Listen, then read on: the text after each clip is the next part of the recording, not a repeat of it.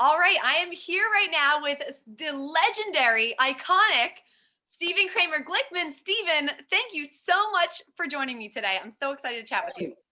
Thank you for having me. This means so much. I'm very happy to be here. Well, let's get started. So, big congratulations are in order because you are releasing an upcoming album and a single as well. And you have a really interesting story behind this album, how this album came to be. So, tell me a little bit about that story. Well, very quickly, I tested positive for COVID-19. Um, and like I told my close friends and anyone that would be affected, but I also didn't talk about it on social media and kept very quiet. And being living alone, and I mean I have my dog, but it was hard. It's hard to be by yourself, during this time period anyways, and then suddenly you can't be around anybody and you're totally locked down. And weirdly enough, the same week I tested positive for COVID-19, I hit 1 million followers on TikTok, which is ridiculous. That I'm 41 years old and have 1 million followers on TikTok. It's just a ridiculous statement anyway. But basically I was like, okay, if this is what's going on, I'm gonna have to make some content. I gotta keep making stuff. And so I started doing these live streams where I would sing at the piano, and I'd play the piano, and I would take requests from people online. And about the first night that I did it, 48,000 people tuned in to watch the live. The second time I did it, 55,000 people tuned in, and it just kind of growing time. And I like, well, I'm quarantined, maybe I should start working on an album. It's like something I've always wanted to do, but I've always had like 1 million reasons not to do it. And so I decided to start doing that and kind of use my quarantine time to start making some music, especially music that's like important to me. And and so that's so basically, long story short, I went to the studio after I was better, started recording tracks of like some of my favorite popular musicians and singers. I did a couple Billie Eilish songs and Radiohead and Post Malone and The Fray and a bunch of other great people. And then a bunch of musicians and like celebrity friends and stuff that are in music started reaching out, and I started reaching out to them, and we started collaborating on tracks. One of those people is Casey Abrams from American Idol, who we did the single together with. We did this Joni Mitchell song called River, which is a very sweet song. That just came out. And then the next one to come out is going to be How to Save a Life by The Fray. And I did that with Kendall Schmidt, Big Time Rush. He did all the music on it and I did the vocals on it. So it was pretty cool. Pretty exciting situation.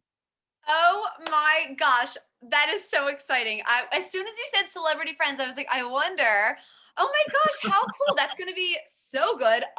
River also is excellent. What made you pick that song? And it is a Christmas song. So what made you want to do a Christmas song? Or maybe that wasn't the reason. Maybe you just love the Joni Mitchell song.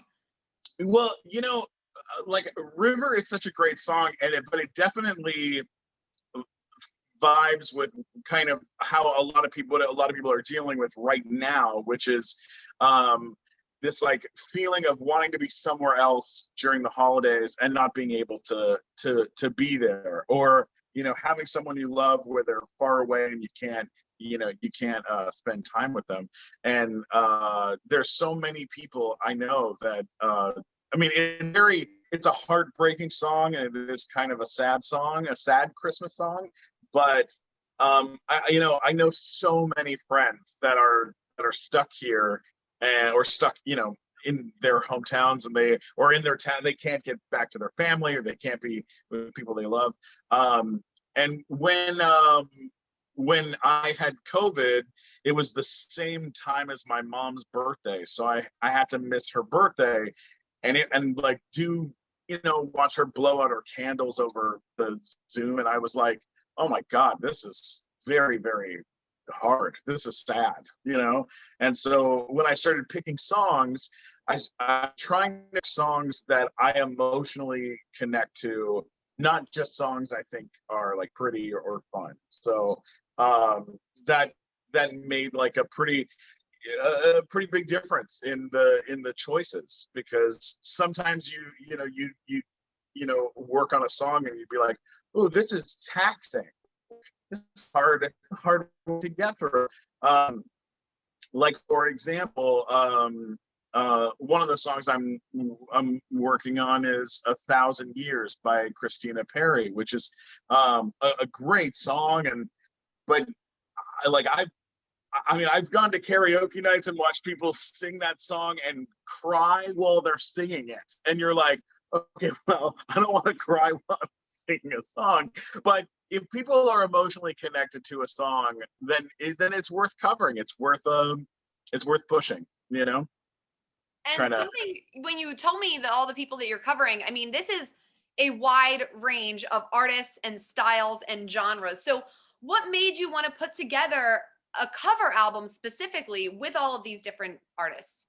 Oh, it's because I do not write songs. Although my character on Big Time Rush wrote a lot of great songs. I only wrote one song on Big Time Rush. I wrote the Snickerdoodle song, and it actually got me into ASCAP, to the Musicians Union, or whatever the union is for writing music. And it was I've never been much of a songwriter.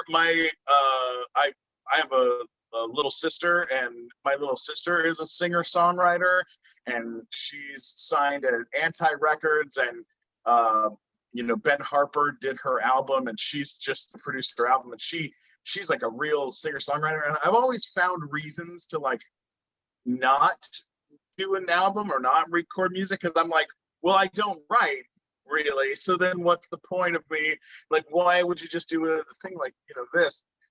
But she was she kept kind of pushing me and being like, no, people do cover albums, like they do entire albums where they don't write anything, they just do new versions of songs that they love. And I'm a huge Billie Eilish fan, I'm a huge Radiohead fan, and I'm a big fan of Post Malone, I'm a big fan of a lot of these people. And I thought,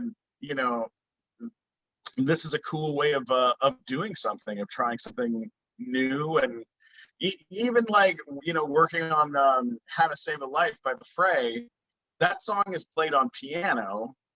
So I was like, well, I play the piano, that's a boring cover.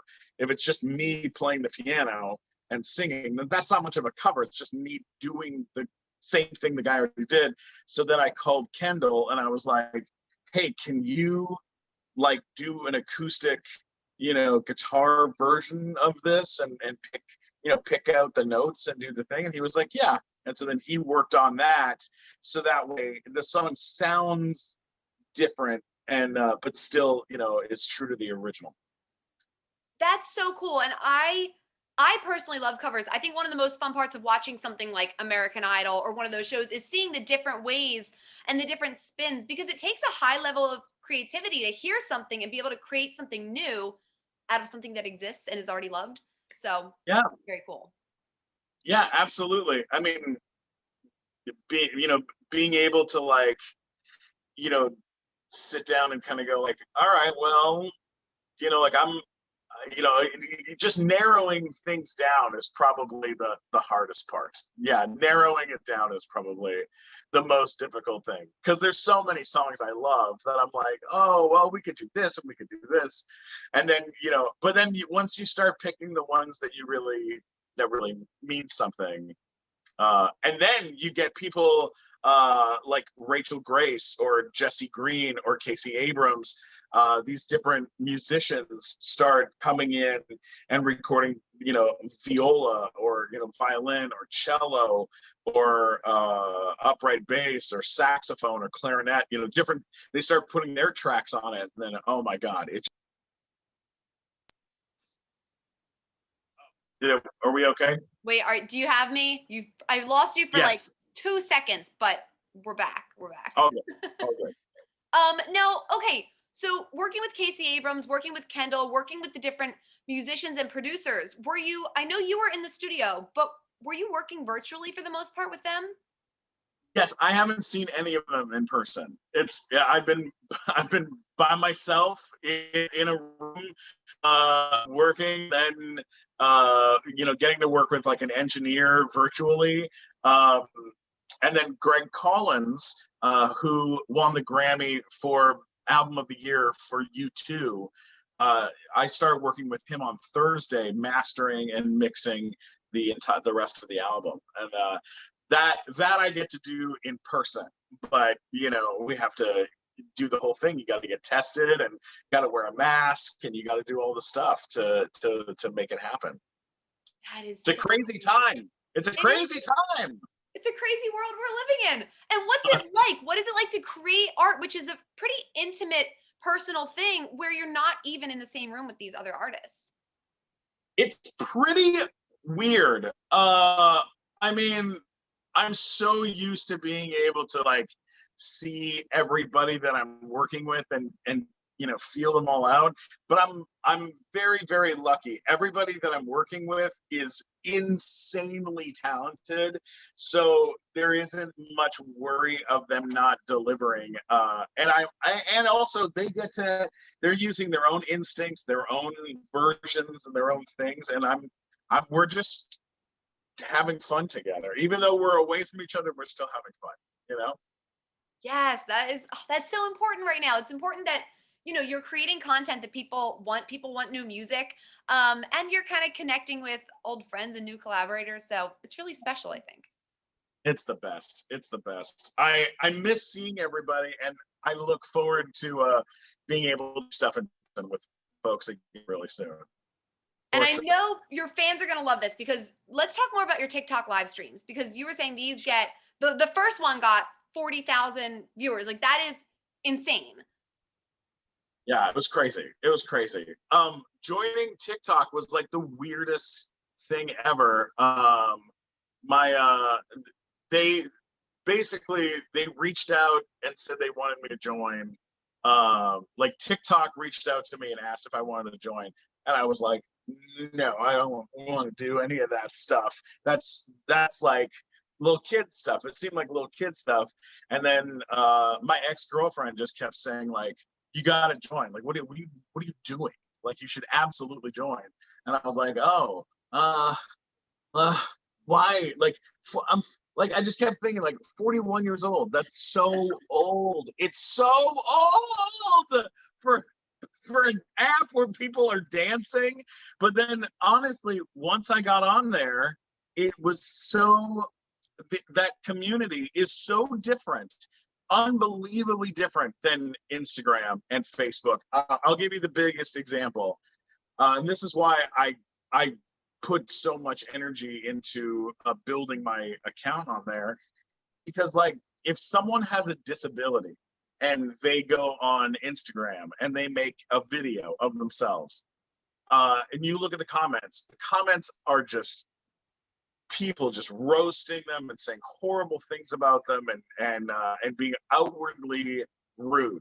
Same thing with YouTube. Someone says, I mean, they had to create community guidelines on YouTube because people were just trolling, saying horrible things all the time. They still do, of course. But on TikTok, if somebody has any sort of disability or any sort of handicap of any sort of kind, or they were born a different way, anything like this, and they post something of themselves, you take a look at those comments, 99% of the time the comments are positive and they are engaging and they are like people saying kind, constructive things. And if you don't, the the community on there gets really pissed off and they come after you. So the level of positivity on TikTok is like real really in my realm of like what I enjoy. So yeah, so I I started posting a lot, started making a lot of stuff, and then my God, it's a lot. It's a lot of people. There's a lot of people on there. Crazy. It is so many people. I love what you said about the positivity because I've noticed that, and it kind of, I don't know about you, but it gives me hope for the next generation, I guess Gen Z, because I think that they're kind of growing up in a kinder environment since that is Yeah. their main form, which is really cool and needed. Yeah. I mean, I think people complain about it or complain that people are like softer or that they're not as tough or blah blah blah. But I think, I mean, I know a lot of people in that age group, and they are incredibly thoughtful and kind people. Like, they don't, like, I mean, it's tricky for me because I've been a stand-up comic for a very, very long time and been in that stand-up world for a long time, and it's a very acidic world, with a lot of people saying, you say a lot of horrible stuff to each other, in a very funny way. But these young people, uh, they're very sweet people, and they got good taste. They seem pretty cool, like good people. They Good do. generation. It's a good generation. They really are a good generation. I'm excited to have them finally getting older. They're not little kids anymore, and they're kind of coming out into the world, and they're going to be working with us soon. So I think that's really exciting and really cool because I think so too. I love them. Yeah, me too. Me too. I'm And right there let's with talk about, did you have any like favorite? I know you were taking requests on there while you were doing your performances. Do you have any you. favorite requests or any weird ones that you ended up doing? Yeah. I did "Make You Feel My Love" by Adele, and that was kind of a shocking. That was a shocking one. I've been a fan of Adele for a long time. I've never done a cover of anything that she's done, and someone was like, "Oh, do make you feel my love. Do it. It'll be great." And so I was like, "Okay, I'll give it a shot." And then I did it, and now it's on the album, and it came out so cool, and it fit my voice really nicely in the original key and everything, which is fun. And then sometimes you get requests that you're like, I get a lot of Bohemian Rhapsody, and I'm like, I'm not playing Bohemian Rhapsody on the piano. That's not happening. Or like Meatloaf, I'll get Meatloaf. A lot of kids just yell out Big Time Rush songs, and I'm like, look, I'm not doing a Big Time Rush cover. It is the worst idea. I don't want to put myself up against those four unbelievably talented boys. I'm not my dogs. I don't want to put myself up against my own dogs. So I have avoided that, but tried to do stuff that this young generation would be into, but then also people that are my age would be into, that grew up listening to all sorts of cool stuff. An artist for the people. I love it. That is what we need. And have you, okay, we know you as an actor. We know that you're a stand-up comedian. Have you always been a singer too? Is this something you've always loved to do? Yeah, I mean, I've been playing the piano and singing since I was a child. I've been playing the piano since I'm about 3 years old. And I've always wanted to like make an album, but I always thought there's always been a reason to not do it. First, it was I shouldn't do an album because I played the manager of the band on a TV show about music. No one wants to hear from the manager, right? So then for that was the first reason. The second reason was like, well, I'm a comedian. If I put out a music album, no one's going to take it seriously. Everyone, when I started saying I was going to do a music album, people would be like, oh, comedy songs? Or you could be like Weird Al. And I just wanted to be like, I want to throw myself off a bridge. And then and then you start, and then you're like, well, Stephen Kramer Glickman is not much of a like cool, song like performer name. Like I sound like an attorney, like I sound like I work in a law office, not that I'm singing at a piano. So, like you always have reasons to not do it. And but I always wanted to. So this, even though COVID-19 is a weird reason to getting a virus is a weird reason to start making an album. I'm very thankful that it happened the way that it did. And speaking of the virus, what was your experience like? I had fever for 4 days of around 99.6 up to about 100, maybe 100.1. And I had that for about 4 days. And then I lost my sense of smell, to which I told all of my friends that I lost my sense of smell. And then they all started writing jokes about me losing my sense of smell. But by the time they delivered the jokes to me, my sense of smell was back. So it wasn't gone for very long. It was the thing probably about having COVID-19 that was the scariest thing was just having it. Like, knowing that I was positive, knowing that I'm like, I'm a big guy. Like there's a million different, you see there's people that are so much healthier that have passed away from it, and it's or had complications or this or that. So it was scary to go through, but just emotionally it was a scary thing to go through. Not physically, the side effects were not as dangerous as it was to some other people. Well, thankfully for that. That's so good to hear. And you were able to use the time while you were down to do something really cool, because this is cool. And I do want to go back real quick. You mentioned earlier that your little sister is a singer-songwriter. Yes. Does she collaborate with you at all on this album? Possibly. We're working on it. We're working on it. Okay. She has a band called Hey King. They have a bunch of singles out, and I've been watching her sing and perform, I mean, her entire lifetime. And she's an extraordinary musician who can write and compose for all sorts of instruments. And her girlfriend are in this band together, and I get to watch them. I got to go watch them perform for like 5,000 people up in Reno, Nevada. Like it was extraordinary. And ever since I've watched, like, oh man, that's so cool to get to do something like that. But it's like I never knew, never thought about doing it myself, really. So this is pretty cool. This is a cool experience. This is so cool. I'm so excited for you. And we know that you're doing worked with Kendall on a song. And let's talk about a little bit about Big Time Rush. Also, kind of going off of TikTok, what I've noticed, I mean, I guess it's always kind of there. As a rusher myself, I like to think that we never went anywhere when Big Time Rush ended.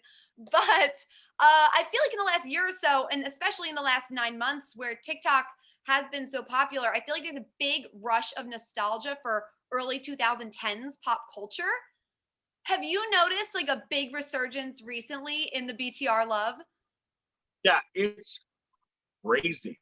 It is very, very intense. The love is definitely there on TikTok more than really anywhere else. But every day on Instagram, I'm tagged in probably about, I don't know, 6 to 10 Big Time Rush memes, and then I make cameo videos for Big Time Rushers, and I get hit up probably sometimes 2 to 3 a day. Most days it's like 2 or 3 videos. It's just they want me to sing the theme song with their name at the end, so that I make play. Don't look back, don't hesitate when you got Sheila. Like that's what they all want. And then they want me to call them their dogs, and they want me to say I'm amazing. They want me to say bring the fire. Like they want me to do all the lines, and they know it. Some of them know it better than I know it, which is just fascinating and so cool, so cool. So yeah, it's pretty neat. It's a pretty interesting thing to do for sure. Yeah, and my God, the amount of TikTok videos I get tagged in on a daily basis of people being like, Big Time Rush never had a flop. Every single song was a banger. Like that's what they just write. And then they go, here's a list of like 15 of their songs. And you listen, you're like, they're not wrong. The songs were really, really good. Like they knew what they were doing. Big Time Rush songs were honestly fantastic. And I think of all the Beatles content, like Across the Universe, anything that's come out, the Cirque du Soleil show in Vegas, I think Big Time Movie is the best Beatles revival. That's just a kind of a bit of a reminder of how big a deal Big Time Rush was at one point, is that we got to do a movie where we got to use all Beatles music. Like, that's so expensive.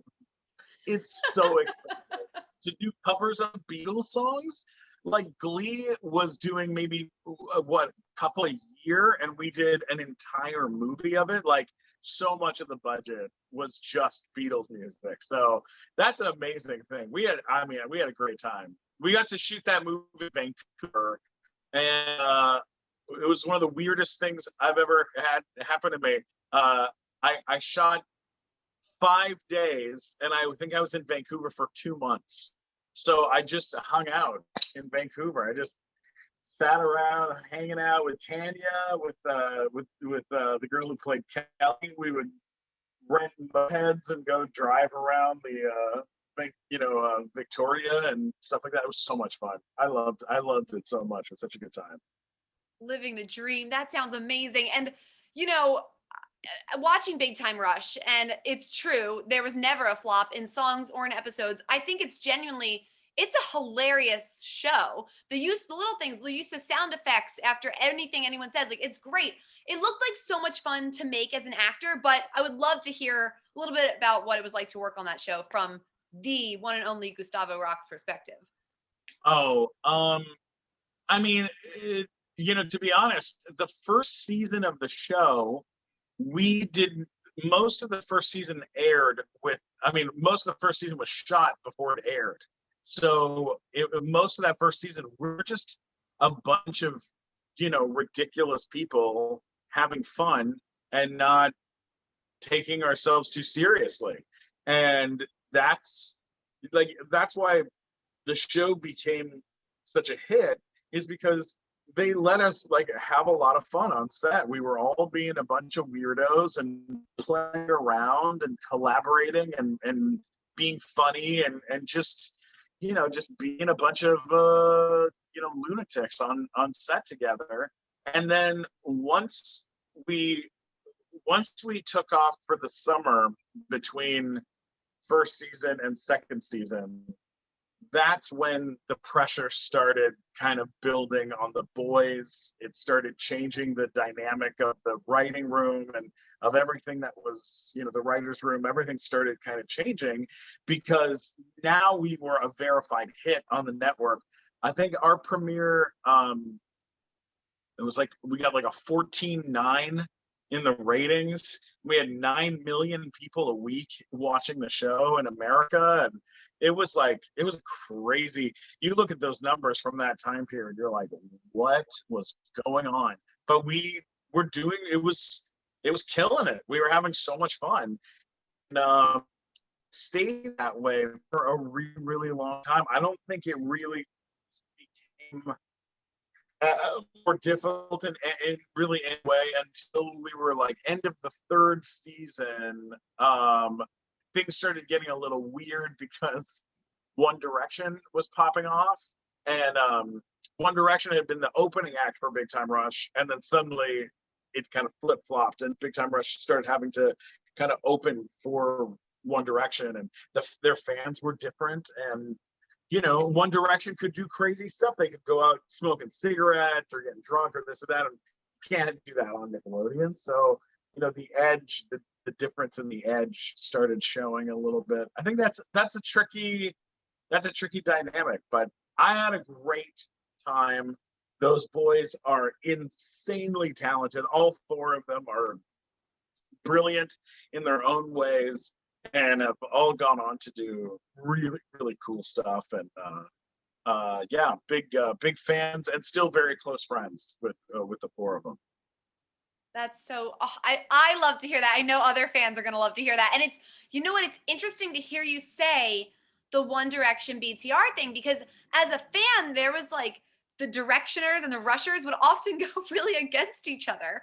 And Yeah. I wonder if they feel that higher up themselves. So that's really crazy. And I didn't realize that 1D opened for them. So that's so sad and weird to hear that they felt that pressure too. Well, like it's it's so strange how like relationships like and friendships change too. Like when I first met Logan, uh like I was giving him like relationship advice, and like he was this like brand new kid on the block, and he's so talented. And then just a little while ago, I became single and it needed some dating advice. So I called James Maslow. I've known James Maslow, by the way. I've known him since he's 12 years old. Like, we both grew up in San Diego. We would see each other at Jewish high holidays, and we're both Jewish, so we would see each other at synagogue and things like this. And I've known him for a lot of his life. And when we started the show, he was the only one that I had. We knew it all. But I literally called him like a couple months ago and was like, what are people doing? How'd you meet your girlfriend? What did you do? And he was like giving me advice on like dating websites and things. It was so surreal and funny and seemed like something that would happen on the TV show, which is hysterical. But yeah, it was great. It was great. Sounds like it would. Carlos is like, I'm so blown away by him. He's continued to produce so much good stuff for the Hallmark Channel and for all sorts of great places. And him and Alexa write and produce together, and they're so happy. And they have 2 kids, and their kids are adorable. And it's an amazing thing to watch. I talked to Logan probably about a week ago about collaborating and maybe doing a song together. And then I talked to Kendall like literally yesterday. I talked to him a lot because we've stayed very, very close. He's a sweet kid. He's a sweet kid. He's a kid. He's so nice. And oh my God, I love that you guys are still friends all these years later. And also, Carlos and Alexa, I feel like they live their best lives. They like live on a cruise ship sometimes when it's not the pandemic. And in Hawaii, I'm like, what? They really figured it out. I'm very, very impressed. That's very cool. And what's fascinating too, Sierra Bravo, little Sierra, is Tom Holland's girlfriend in his new movie that he just finished. So, oh my God. I mean, like she's gonna be she's already pretty famous, but she's gonna be a lot bigger star once that comes out, for sure. Yeah, she'll blow up even bigger. I remember she had that show which was so good, and it was only 1 season, but the Red Band Society, great show. She's the cutest thing. Oh, I'm so excited that she gets to play such a big part in that movie. She's gonna blow up even bigger. It's gonna be amazing. It's gonna be amazing. So, all right, this question's coming, but I'm gonna go for it. So you worked on music with Kendall. You reached out to Logan to hopefully do something with him. We know that iCarly is getting a reboot that the producer described as iCarly for adults. And over the past few months during the pandemic, Kendall, Logan, James, and Carlos, they recorded a few socially distanced Big Time Rush songs for the fans. You've been live streaming music on TikTok for fans. Now you have this new album and single. So what can you tell us, if anything, about a possibility of an official Big Time Rush reunion or revival special or something? I can tell you this. I know that the guys have been working on something. I know that the boys are trying to do something. If COVID would not have happened, I think we would have seen something this year from the four of them together doing something together again. I know for a fact that they have been trying to figure something out to do. As far as a scripted like reunion, I think there's like, so here's the thing. The person who was in charge at Nickelodeon was not a huge fan of that time period of iCar. She was not a big fan of reboots and reunions, especially for stuff like, Victorious, iCarly, Sam and Cat, Big Time Rush. Just wasn't super into it. She no longer is at the network, and they have a new president and new people involved at the network. I think those people are much more open to it, hence the iCarly reunion and reboot. I think we may have more luck with these folks paying attention to what fans are actually asking for. So, I mean, we've all said that we would come back to do a reunion. I think it just has to be funny and it has to be amazing, because our last episode it's almost as bad as the Seinfeld finale. Like it's a bad finale for television. Like, we should have done something better. And I think we will. At some point, I think we will. God willing. God willing. Oh my gosh, I hope so, because it didn't give, the show was so funny and so fantastic and so much fun that it didn't give it the justice that the rest of the series deserved. It was good, but not good enough. Not if not there at the is same a revival, I think I'm going to request on behalf of all Rushers that Gustavo gets into the booth and does some songs with the dogs, maybe featuring Snoop Dogg for old time's sake. Yes, absolutely. I love it. I love it. Snoop Dogg's the best. He is the best. Is he great to work with? He seems fun. Oh, yes. He is great to work with, for sure. Yeah, that's one of the reasons why my TikTok blew up the way that it did, is I made a video explaining to the fans that Snoop Dogg and I partaked in extra curricular activities after the wrap of our episode, and I did not handle it well, and that I did cry in front of him as a grown man, and I did hyperventilate to a bag, which is not cool. That is not the cool way to do it, just in case you're wondering. But yeah, it blew up. That blew up my account. People were like, "What? Oh my God." I got requests to tell that story like every day on TikTok for quite some time. You know what? I never thought before whether that happened on set, but of course that happened on set with Snoop Dogg. So that's a great story. Yeah, I had smoked any sort of thing in 11 years. And when I told him that, after trying that with him, he said to me, and I quote, "Oh, you're going to die tonight." And then he started laughing at me while I panicked. So yeah. I've gotten good at telling the story without using any words whatsoever. Yes, you did a great job with that. A very good job. And I'm glad you did not die that night with Snoop. Oh No. I lived.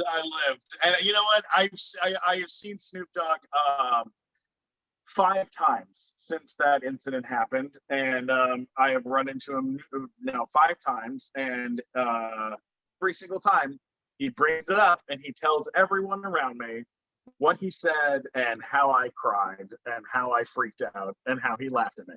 So pretty great, pretty great. God bless Snoop Dogg. Is your single officially out right now? Yes, single is out. River is out right now. You can get it on all places, the Spotify, Pandora, Amazon Music. It's on YouTube. Just look up River Stephen Kramer Glickman or River Casey Abrams, and it'll pop up anywhere that you look. And you're still working on the album. Do you have any sort of time frame yet of when that might be released, or is that not settled out yet? It's not settled out yet, but it'll be released in 2021. I'm hoping the next single will come out within the next 2 months, next month or so, and then I'll have another one out for Valentine's Day, and hope the album is out by March, by my birthday. So that's my hope. Stephen Kramer Glickman, the legend, thank you so much for joining me. Congratulations on your album. Thank you for all of this fun behind the scenes talk you gave us and what it's like to have COVID and make an album during it. So thank you. You bet. Thank you for having me. You're the best. She a little white coat.